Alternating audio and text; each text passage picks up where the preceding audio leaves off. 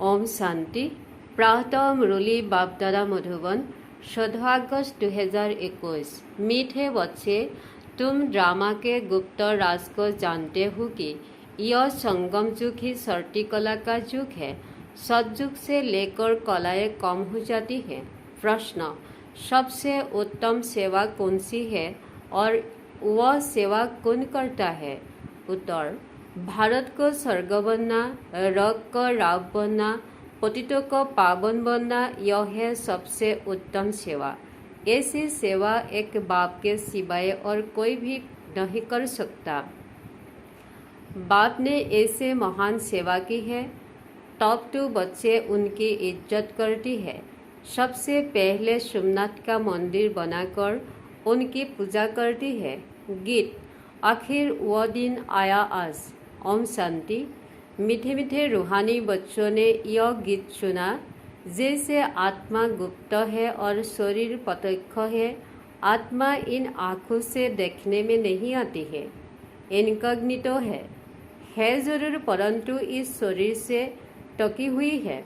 इसलिए कहा जाता है आत्मा गुप्त है। आत्मा खुद कहती है मैं निराकार हूँ, यह साकार में आकार गुप्त बनी हूँ। आत्माओं की निराकारी दुनिया है, वहाँ तो गुप्त की बात नहीं। परमपिता परमात्मा भी वहाँ रहते हैं, उनको कहा जाता है सुप्रीम। उससे उस आत्मा परे रहने वाला है परमपिता परमात्मा। बाप कहते हैं जैसे तुम गुप्त हो, मुझे भी गुप्त आना पड़े। मैं गर्भ जेल में नहीं आता हूँ, मेरा नाम ही शिव चलाता है। मैं इसमें आता हूँ तो मेरा नाम ही नहीं बदलाता। इनकी आत्मा को जो शरीर है उनका नाम बदलाता है।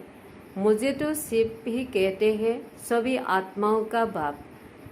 तो तुम आत्माएं इस शरीर में गुप्त हो, इस शरीर द्वारा कर्म करती हो।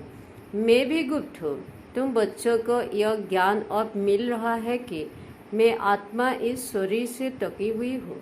आत्मा है इनकॉग्निटो, शरीर होल कॉग्निटो। मैं भी अशरीरी हूँ। बाप इनकॉग्निटो इस शरीर द्वारा सुनाते हैं। तुम भी इनकॉग्निटो है, शरीर द्वारा सुनते हो। तुम जानते हो बाबा आया हुआ है। बाप आते ही भारत को फिर से गरीब से साहूकार बनाने। तुम कहेंगे हमारा भारत गरीब है, सब जानते हैं, परंतु उनको कोई पता ही नहीं हमारा भारत साहूकार कब था, कैसे था।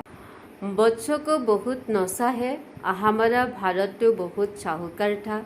दुख की बात नहीं थी। सतयुग में दूसरा कोई धर्म नहीं था, एक ही देवी देवता धर्म था। यह किसी को पता नहीं। यह जो वर्ल्ड की हिस्ट्री ज्योग्राफी है, यह कोई नहीं जानते हैं। अभी तुम अच्छी रीति समझते हो हमारा भारत बहुत साहूकार था, अभी बहुत गरीब है। अब फिर बाप आए हैं साहूकार बनाने। भारत सतयुग में बहुत साहूकार था, जबकि देवी देवताओं का राज्य था, फिर राज्य कहाँ चला गया, यह कोई नहीं जानते हैं। ऋषि मुनि आदि भी कहते हम रसता और रसना को नहीं जानते हैं। बाप कहते हैं सतयुग में इन देवी देवताओं को रसता रसना का ज्ञान नहीं था। आदि मौत अन्न को नहीं जानते। अगर उनको यह यज्ञ ज्ञान हो कि हम सीढ़ी उतरती रसातल में जाएंगी तो बादशाही का सुख भी न रहे, चिंता लग जाए। अभी तुमको चिंता लगी हुई है कि हम तमोप्रधान से सतोप्रधान कैसे बने। हम आत्माएं जो निराकारी दुनिया में रहती थे, वह से फिर कैसे सुखधाम में आए, यह भी ज्ञान है। हम अभी सर्टी कला में हैं। यह सोराखी जन्म की सीढ़ी है। इसके बीच में क्या होता है यह भी तुम जानते हो। सतयुग में सब तो नहीं आएगी। ड्रामा अनुसार हर एक एक्टर्स नंबरवार अपने अपने समय पर आकर पार्ट बजाएंगे। अभी तुम बच्चे जानते हो गरीब निवास किसको कहा जाता है, दुनिया नहीं जानती। गीत में भी सुना आखिर वह दिन आया आज। यह सब है भक्ति। भगवान कब आकर हम भक्तों को इस भक्ति मार्ग से सुराए सदगति में ले जाती है, यह भी समझा है। राम राज्य रावण राज्य किस चीज का नाम है, यह भी कोई मनुष्य नहीं जानते। अभी तुम बच्चे समझते हो। बाबा फिर से आ गया है इस शरीर में। शिव जयंती भी मनाते हैं तो शिव जरूर आते हैं। ऐसे भी नहीं कहते मैं कृष्ण के तन में आता हूँ, नहीं। बाप कहते हैं कृष्ण की आत्मा ने स्वराखी जन्म लिए है। जो पहले नंबर में था वह अब अंत में है। तत्रमेव मैं तो आता ही हूँ साधारण तन में, तुमको आकर बदलाता हूँ। तुम कैसे स्वराखी जन्म भुगते हो। इस समय देवता धर्म का तो एक भी अपने को समझते नहीं की है, क्योंकि सतयुग की बहुत दूर ले गई है। कल्प की आयु लाखों वर्ष लिख दी है। वास्तव में ड्रामा की हिस्ट्री तो बहुत छोटी है। इसमें कोई धर्म की 500 वर्ष की, कोई की 2500 वर्ष की हिस्ट्री है। तुम्हारी हिस्ट्री है 5000 वर्ष की। देवता धर्म वाले ही स्वर्ग में आएगी और धर्म तो आते ही बाद में है। देवता धर्म वाले ही और धर्म में कन्वर्ट हो गई है। ड्रामा अनुसार फिर भी ऐसे ही कन्वर्ट हो जाएगी, फिर अपने अपने धर्म में लौटकर आएगी। बाप समझाते हैं बच्चे, तुम तो विश्व के मालिक थे, तुम अभी समझाते हो बाबा स्वर्ग की स्थापना करने वाला है, तो हम क्यों नहीं स्वर्ग में होंगे। बाप से हम वर्षा जरूर लेंगे। तो इससे सिद्ध होता है कि यह हमारे धर्म का है। जो नहीं होगा वह आएगी ही नहीं। कहेंगे पराई धर्म में क्यों जाए। तुम बच्चे जानते हो सतयुग नई दुनिया में देवताओं को बहुत सुख थे। सोने के महल थे। सोमनाथ के मंदिर में कितना सोना था, ऐसा कोई दूसरा मंदिर होता ही नहीं। उसमें बहुत हीरे जवाहरात थे। बौद्ध आदि के कोई हीरे जवाहरों के महल नहीं होगी। तुम बच्चों जिस बाप ने इतना उत्साह बनाया है, उनकी तुमने कितनी इज्जत रखी है। जो अच्छा कर्म करके जाती है उनकी इज्जत रखी जाती है। अभी तुम जानते हो सबसे अच्छे कर्म पतित पावन बाप ही करके जाती है। तुम्हारी आत्मा कहती है सबसे उत्तम से उत्तम सेवा बेहद का बाप आकर करती है। हमको रक्त से रात बेगर से पिंच बना देती है।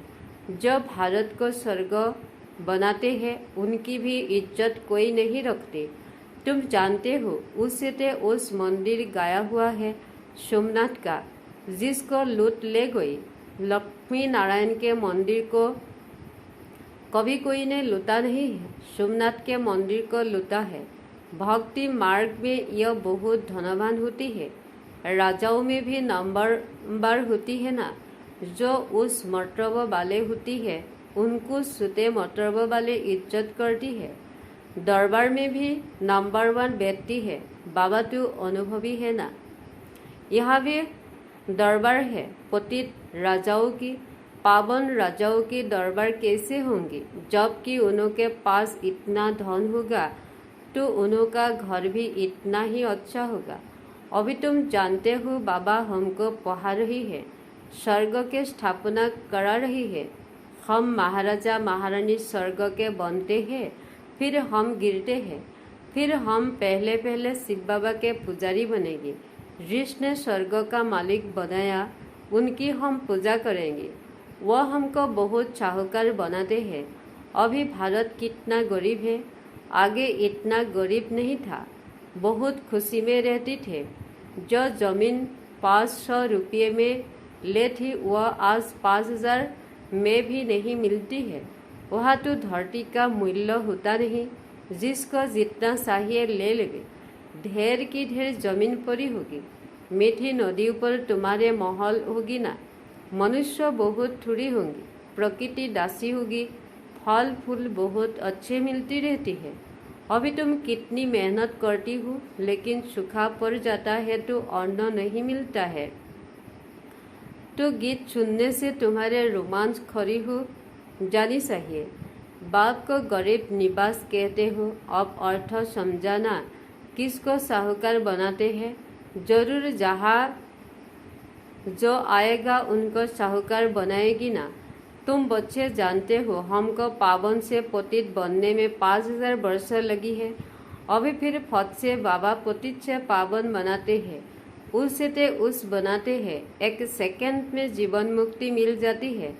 कहते हैं बाबा हम आपके हैं। बाप कहते हैं बच्चे तुम विश्व के मालिक हो। बच्चा पैदा हुआ और बारिश बना, कितनी खुशी होती है, लेकिन बच्चे को देख चेहरा उतर जाता है। यहाँ तो सभी आत्माएं बच्ची हैं। हम स्वर्ग के मालिक बन गए। अभी पता पड़ा है कि हम 5000 वर्ष पहले स्वर्ग के मालिक थे। बाबा ने ऐसा बनाया था। शिव जयंती भी मनाते हैं, परंतु यह नहीं जानते कि वह कब आया था, लक्ष्मी नारायण का राज्य कब था, कुछ नहीं जानते। वास्तव में भारत की आबादी सबसे बड़ी होनी चाहिए, भारत की जमीन भी सबसे बड़ी होनी चाहिए। लाखों वर्ष ही फिर तो बहुत जमीन चाहिए। सारी दुनिया के भी जमीन पूरी न हो। लाखों वर्षों में कितने मनुष्य पैदा हो जाते, अगणित मनुष्य हो जाए, इतने तो है नहीं। यह सब बातें बाप वेद समझाते हैं। मनुष्य सुनते हैं तो कहते हैं यह बातें तो कब नहीं सुनी, न कोई शास्त्र से पढ़ी। यह तो वंडरफुल बातें हैं। अभी तुम बच्चों को बुद्धि में सारे चक्र की नॉलेज है। यह बहुत जन्म के अंत में अब पतित आत्मा है। जो सतोप्रधान था सो अब तमोप्रधान है, फिर सतोप्रधान बनना है। तुम आत्माओं को अब शिक्षा मिल रही है।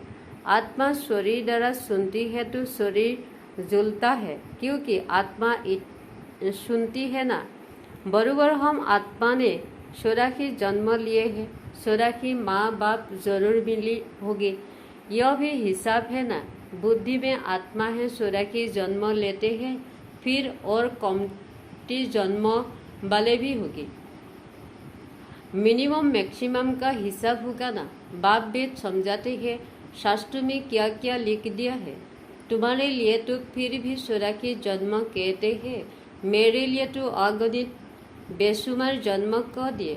कण कण में वह जिधर देखता हूँ तो ही तो कृष्ण ही कृष्ण।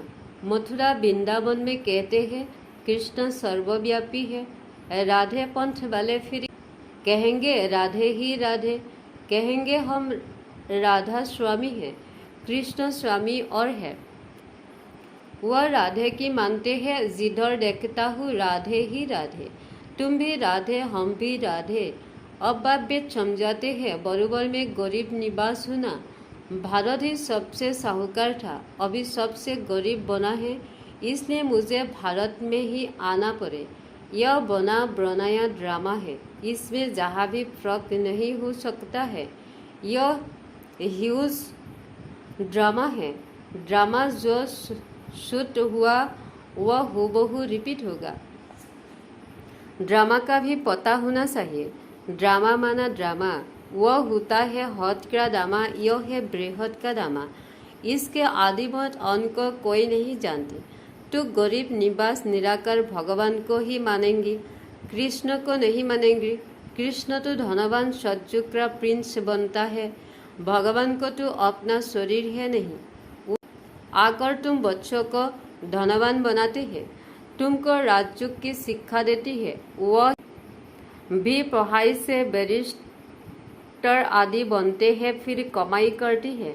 बाप भी तुमको अभी पढ़ाते हैं, तुम भविष्य में नर से नारायण बनती हो। तुम्हारा जन्म तो होगा ना, ऐसे तो नहीं स्वर्ग कोई समुद्र से निकल आएगा।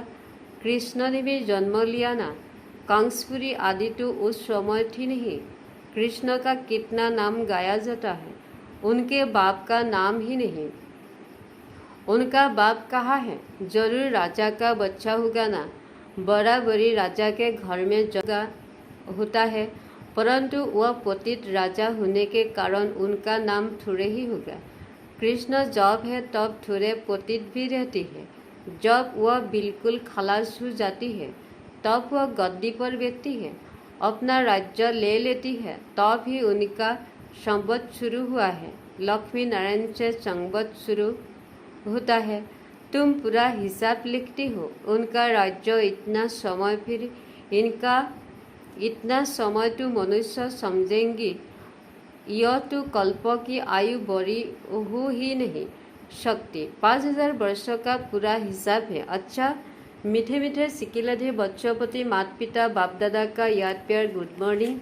रूहानी बाप की रूहानी बच्चों को नमस्ते। धारणा के लिए मुख्य सार। नंबर 1, रचयिता और रचना का ज्ञान बुद्धि में रख शतप्रधान बनने का पुरुषार्थ करना है। और एक ही चिंता रखनी है कि हमें शतप्रधान जरूर बनना है। नंबर 2, इस बेखत के ड्रामा को बुद्धि में रख अपार खुशी में रहना है। बाप समान इज्जत पाने के लिए पतितों को पाप बनाने की सेवा करनी है। वरदान, एवर रेडी बन। हर परिस्थिति रूपी पेपर में फुल पास होने वाले एवर हैप्पी भव। जो एवर रेडी है उनका प्रैक्टिकल स्वरूप एवर हैप्पी होगा। कोई भी परिस्थिति रूपी पेपर का प्राकृतिक आपदा द्वारा आया हुआ पेपर व कोई भी शारीरिक कर्मभोग रूपी पेपर आ जाए, इन सब प्रकार के पेपर्स में फुल पास होने वाला की ही एवर रेडी कहेंगे। ऐसे समय किसके लिए रुकता नहीं। ऐसे कभी कोई भी रुकावट रुक न सके। माया के सूक्ष्म व स्थूल विघ्न एक सेकंड में समाप्त हो जाए तब एवर हैप्पी रह सकेंगे। स्लोगन, समय पर सर्वशक्तियों को कार्य में लगाना अर्थात मास्टर सर्वशक्तिमान बनना। ओम शांति।